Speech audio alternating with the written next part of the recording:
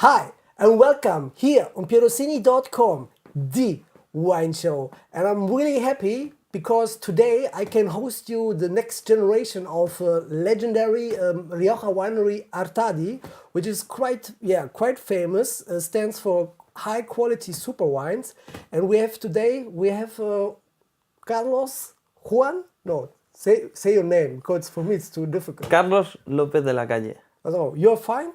Yeah, I'm fine. Well, I'm really happy that you have time for me, for my wine lovers. It's a pleasure. It's a pleasure to be here with you and just with all of the people, yes. For the people who don't know Artadi, can you sum up a little bit of your history, of the winery? I remember it was founded on 85. It is, indeed. Many people, but now it's only your family, right? Well, yeah. Let's talk a little bit because, well, as you know, we have 3 different cellars today, but we started in 1885 as a cooperative in Rioja, in Laguardia, in the small village of Laguardia. Which is beautiful. It is beautiful. Yeah. It's a really medieval castle in the middle of a mountain, and it's a really nice place. Well, everything starts with my father. He was the manager director of the cooperative. It was Juan Carlos. Juan Carlos López de Lacalle. Not the king Juan Carlos. No. He's also, okay, right? It's the same name, but no. Okay. He's not the king.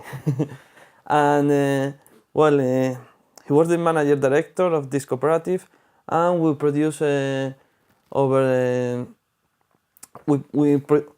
idea was to produce wine of carbonic maceration and to be from 12 different persons, 12 different partners of the cooperative, and the idea was to build up a big name, to be able to be stronger on the market and to sell more wine. But my father was more ambitious than that.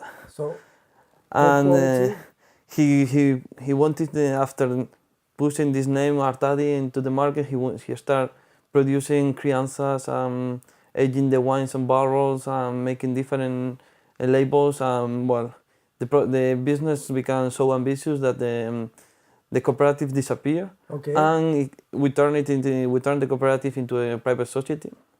Well, actually, sorry and interrupt you. Artadi actually means something special, or? Yeah, of course. Artadi means the pecan tree. Okay. Artadi is the back name for this type of tree. Okay, you choose the name. Yeah. Okay, and so after a time, your father he separated from the partners, or how does it? Well, the story continues. Yeah, well, we get the cooperative disappears. Some of the partners, they are still with us, and the most important thing from Artadi is that my father he always wanted to have his own vineyards. Yeah. So once the cooperative disappeared, we start buying vineyards, up to 85 vineyards that we have, 85 hectares of vineyard that we have today. 85 hectares. Yes. Only in Rioja. Only in Rioja. Okay. So this was, we are talking about which year now? We are now about more or less? We end up, 92. When the cooperative disappeared, it was on 92. Okay. And since 92 till, 07, 08, that we finished completing these 85 hectares. Your wines from Artadi, the wines from the Rioja, they are based only on Tempranillo, or do you have, let's say... We are based only in Tempranillo. Only Tempranillo. Because apart from Rioja, today we are going to taste another wine also. We have other 2 properties, one in Navarra and other one in Alicante. And we always base in one single grape variety. So Tempranillo in Rioja, Garnacha in Navarra, and Monastrell in Alicante. So actually now you did the bridge because we are going to taste also the Navarra wines, which is Santa Cruz. Santa Cruz Artazo. Because when did you start the project actually in Navarra? Why we start? It's a funny history why we started in Navarra. We have a good friend in Santa Cruz Valley in in California. Cali. And he came to us because he wanted to have his. He wanted to have Spanish Garnacha wines to sell it into the US States, yeah. And my father thought, let's go to Navarra. It's the place of Garnacha in Spain. And they went over there. They looked for different places, and we ended up in Artazu. And there we are since 1996. Okay, so the first wine for you in the camera, it's the 2007 vintage Please pronounce it right. Santa Cruz d'Artazi. Mamma mia. And with this 100% Garnacha? 100% Garnacha. So tell me, it's a single vineyard, it's a village? Well, Santa Cruz d'Artazu is called because it's in a small village called Artazu. Okay. The vineyards are placed in this, well, and the cellar also. Well, Santa Cruz d'Artazu is our top range wine, and we produce it with 6 hectares of really old vineyards. Okay. That we have in this village. They were planted just after the phylloxera. The phylloxera arrived in Spain around 1910, 1905, 1910. Yeah. So let's say this vineyard dates from 1915 or something like that, so nearly 100 years ago. And what it makes special these vineyards is that they have a really low production. They're mash wines? No. Yes, they're bush wines. Ah, okay. Bush wines. Envaso. That's it. Okay. Yeah. And they are bush vines, but the most special thing is that they produce really small grapes. Yeah. Really small branches, but really with a really high concentration and really with the really purity of the terroir and the wine and the vines. First, the color is like, well, I like it. I'm a big fan of transparency. Yes. This is absolutely, I can see my finger through. It's a nice garnet color. Yeah, because Garnacha is not a really high concentration color. Yeah. It's not so thick like Cabernet Sauvignon. Yes, of course. Yeah. Because the color is by the polyphenols. Yeah. And well, it's not a big. I forget it now. Say it in Spanish. The anthocyans. Anthocyane. I don't know how it is pronounced in English. In Germany, we usually get they tell us in the kindergarten anthocyane. Anthocyane. Yeah. But it's not a big. It has not a big anthocyane. Yeah. In this grape, so the color is always really clear, transparent, and a really nice red. It's quite open, right? Yes, it is. And you have this nice mixture of these red and dark berries. You have like it has some pepper also. It's like spicy. The most what we normally found in this Garnacha is a really red fruits, like acid fruits, like strawberries. Yeah. Raspberries. Yeah. And then we found this typical pepper also from the Garnacha. Yeah. And at the same time, really floral. It's really floral. And it appears quite fresh. It is fresh. Yeah. Cool aromas. The particularity of this Garnacha is that we are really close to the Pyrenees. Yeah. We are at 600 meters high altitude. So you get the breeze from the mountains. We get the breeze from the mountains, and it's a clay limestone soil. Yeah.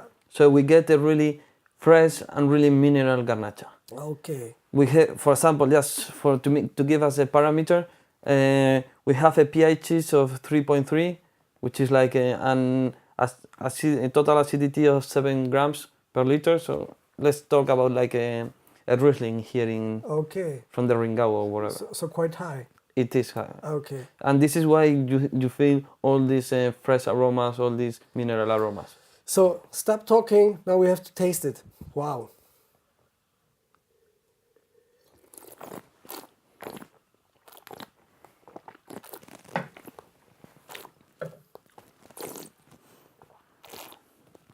Again, we found this minerality, this electricity. Wow.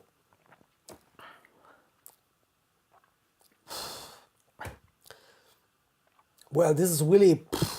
It is indeed. It's like the electricity. It's like the wine is really vibrant on the mouth. This the entry is like velvet. Then you have, I think, high quality tannins. You have a nice acidity. It's medium bodied but full. Yes, that's what I was going to say. It's not a white wine. Yeah. It's not really wide, but it's really deep. Well, and really astonishing finish. Yeah, it is indeed. Because it's very vibrant. Really, it's like a lovely wine and good job. I mean, really, it's like. No, we are really proud from this. And this Garnacha. is 2007. I think for me, my first impression is quite young.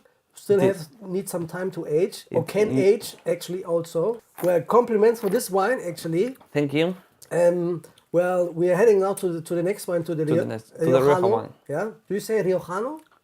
Rioja. Rioja. No. Riojano is the people. It's the people. person who is from Rioja. Okay. Next wine is Pagos Viejos, 2006, which is actually apart from that. Italy. We won the soccer. The World Cup. World Cup in 2006 in Germany. Pagos Viejos. What means Pagos Viejos? Obviously, I know old vineyards, but what's the idea behind Pagos Viejos? Pagos Viejos is more like the Bordeaux style. Okay. It's a blend of our top range, Tempranillos. Tempranillos from different exposition, different type of soils that we have in Laguardia. How do you pronounce the grape? Tempranillo? Tempranillo. Tempranillo. Yes. Okay. Go. So we select the old vines where it has something special. We taste the wines because we vinify them separately. We taste the grapes, we taste the wine. We know very well each vineyard, and we select the best parcels, 3, 4, 5 parcels to elaborate this wine. So the vineyards are scattered all over the Rioja Alavesa. You know Alavesa or Rioja Alta? Especially for these Pagos Viejos, they are all in Laguardia. Laguardia is the main village of Rioja Alavesa. Yeah. Well, we must say Rioja Alavesa is the northern part of Rioja. Okay.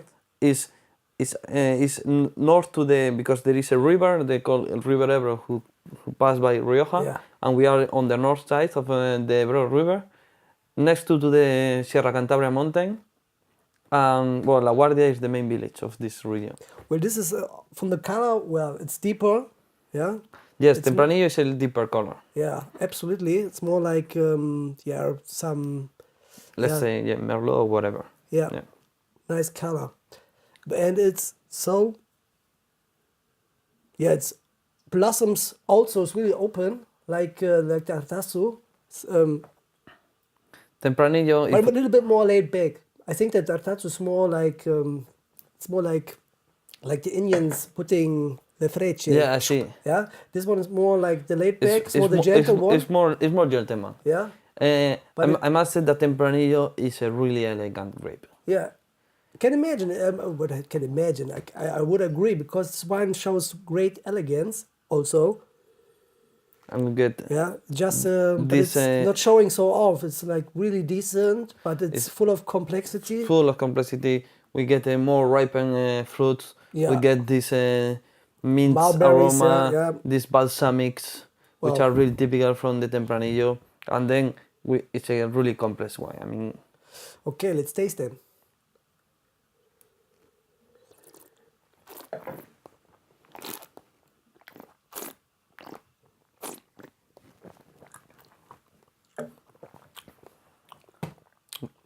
Really soft tannins. Supple. Yeah. Has a nice acidity. It's well balanced, I find. Yes. You have more this on the palate. You have more this dark chocolate aromas, espresso. Yeah. Like the coffee aromas. But you have this obviously more on the dark berry side. Yeah, and lingers also really good, and it has a good finish. What we always find in Tempranillo is that beautiful. We have a really nice entrance, really soft entrance. Then we have always really big but well-rounded tannins, a good percent of the tannins. Yeah. And then it comes all these black and ripened fruits behind. And at the end we have these hints of tobacco, so these hints of a little bit of vanillas. And the end is really balsamic. Yeah. I find if I compare these two wines, for me the Artazu is more like, because it has really the nice great electricity. It's really like as a more vibrant, more vibrant. This one is really more like like the More gentleman in the castle with slate bake. It's more an English wine. Yeah, more English one, really. But it's, I mean, two really good concepts and good expression of the grapes. Hope you. Yeah. I'm happy that you said that you enjoyed both of them. Yeah, for me actually, I can hide it. Artadi is for me one of the best wineries in Rioja. Thank you. Yeah, it's yeah.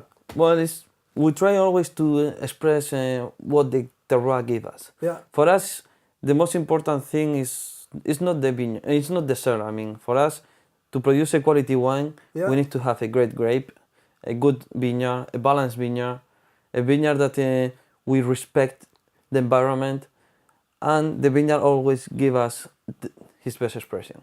Okay, so Carlos, I'm really happy. I'm really happy and glad that you visited me and had time for my wine lovers.